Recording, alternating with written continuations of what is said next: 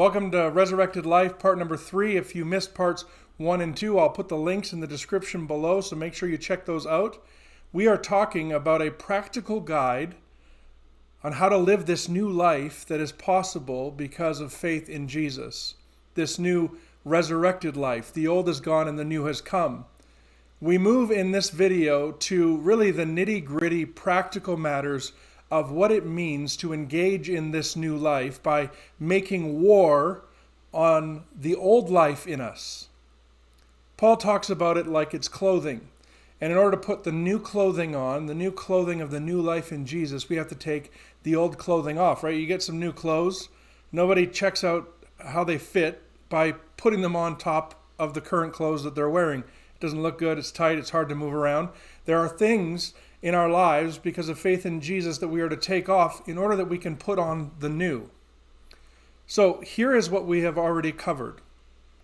Since we have been raised to new life with Jesus, we are to make a decision to seek the things of Jesus, seek intimacy and relationship with Him, and to put our minds to thinking more and more about the things of God rather than the things of earth.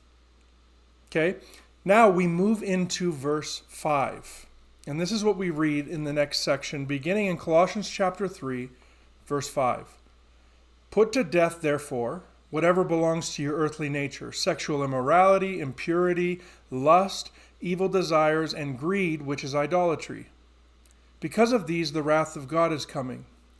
You used to walk in these ways in the life you once lived, but now you must also rid yourselves of all such things such as these: anger, rage, malice, slander, and filthy language from your lips. And do not lie to each other, since you have taken off your old self with its practices. So there's the taking off and the putting on. And the putting on is going to come in a couple weeks. We're going to deal with this section that we just read in this video and in the next video. The first part today, verses 5 to 6. Since we've been raised to new life and there is a new reality present for us, we are to put to death all the things associated with the old life, our old selves. Those clothes don't fit anymore, they're out of fashion, they're not appropriate. They don't fit the new you. And we are given a list of things to begin to get serious about taking off of ourselves. So I want us to look at the what, the why, and the how. That is, what they are, why they must be taken off, and how we are to do it. So first, what are these things that Paul is saying? The list appears in reverse order of cause and effect. So the first thing he lists is sexual immorality, which can be defined as sexual activity outside of the biblically defined sexual relationship between one man and one woman who are married to one another. The second is impurity, which is the spiritual, physical, and emotional results of lust.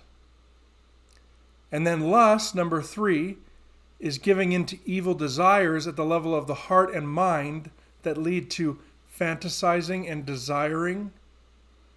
This is what happens when our evil desires or temptations are not put to death, are not taken off in time. The fourth thing he lists is evil desires, which is also covetousness. It's strong desire for physical pleasure apart from God or outside of God's design. And number 5 is greed, which is also called idolatry. In this context, N.T. Wright says this refers to unchecked hunger for physical pleasure, which leads to more specific evil desires. So in summary, if we're to look at them in the order of increasing intensity of cause and effect, greed, when not put to death, leads to evil desires, which lead to lust, then impurity, then sexual immorality. The reason why this is important is because the Greek idea of the self had crept into the church in Colossae. And the Greek idea of the self was that the soul was the eternal part and that the body didn't matter. It didn't really matter what you did with your body because it was dying, it was evil, but the soul was the really important thing. And here, it's obvious that Paul is explicitly and aggressively combating this idea that our physical bodies and what we do with them is indeed connected to this new life that Jesus invites us into. That's what he's saying. Now, we turn to the why. This is important. We already answered it a little bit there, but why is it important to take these things off to experience the new life that Jesus brings? First, Paul says something a little bit scary. He says, against these things, the wrath of God is coming. That God is actually angry about these things. Not a fan would be an understatement. And we've talked about the wrath of God existing not independent of his love, but because of his ferocious love. And the best picture there is the mama bear.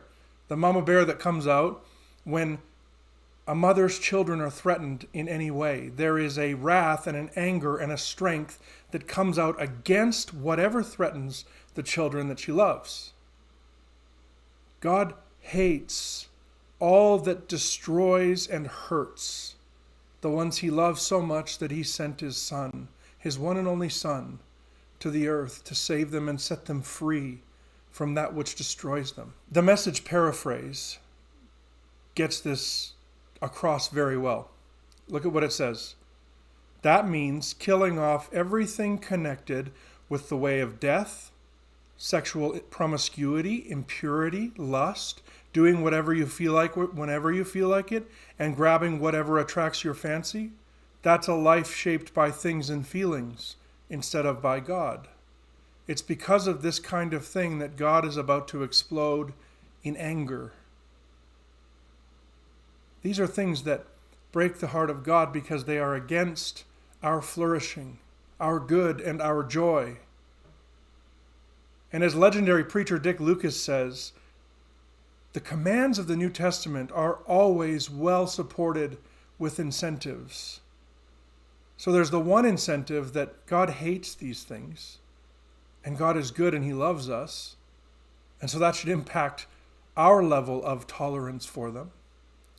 But the other level is that Jesus is returning, right? This is what we see in verse 4. And when he does, he will not only bring wrath and judgment, but true life will be revealed for all those who have been raised to new life with him.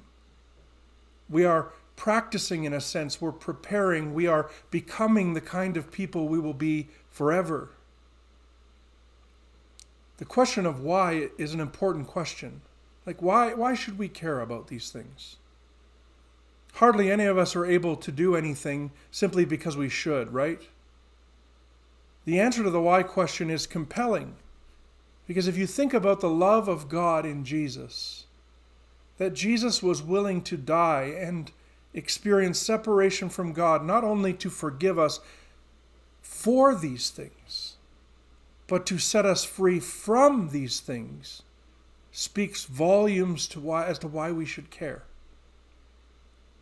Since Jesus proved his love, that he was not out to harm us or to take away our joy, but he proved his love like no one has ever proved it before, through selfless love and sacrifice of himself for us. When we were at our worst, we can safely and confidently assume that any command he gives us, anything that he is leading us to take off, to get rid of, is only for our good and for his glory. The call to put these things off is not an attempt to steal our joy through self-denial. It's not about avoiding things. It is a call to true life. And since this is true, how are we to do it? A pastor at a conference I attended years ago said, "You cannot fight desire with denial. You have to fight a desire for that which is impure, lustful, greedy, with a greater desire." The how is in verses 1 to 4. Choose to seek greater relationship with Jesus.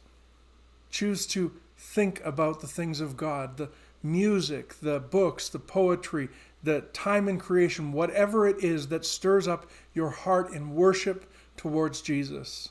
do more of that, right? Turn your eyes upon Jesus. Look full in his wonderful face. And the things of this earth will grow strangely dim in the light of his glory and grace. That's what we're talking about.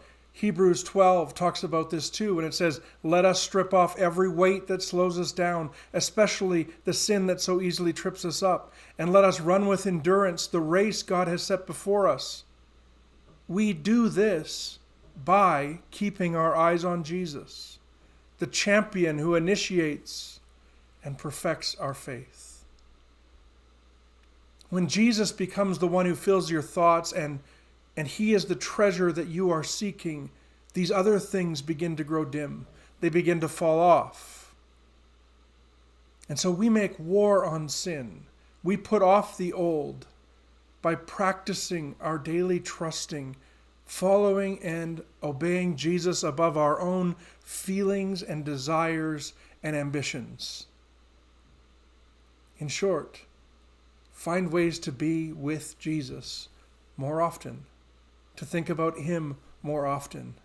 And as your mind and your seeking is filled with him, everything else will begin to fall off. And so in closing, I want to ask you two questions. What are the things that are filling your thoughts and therefore determining what you seek? And how might you fill your mind with Jesus so that there is less room for greed, evil desires, impurity, lust, and sexual immorality? I love you.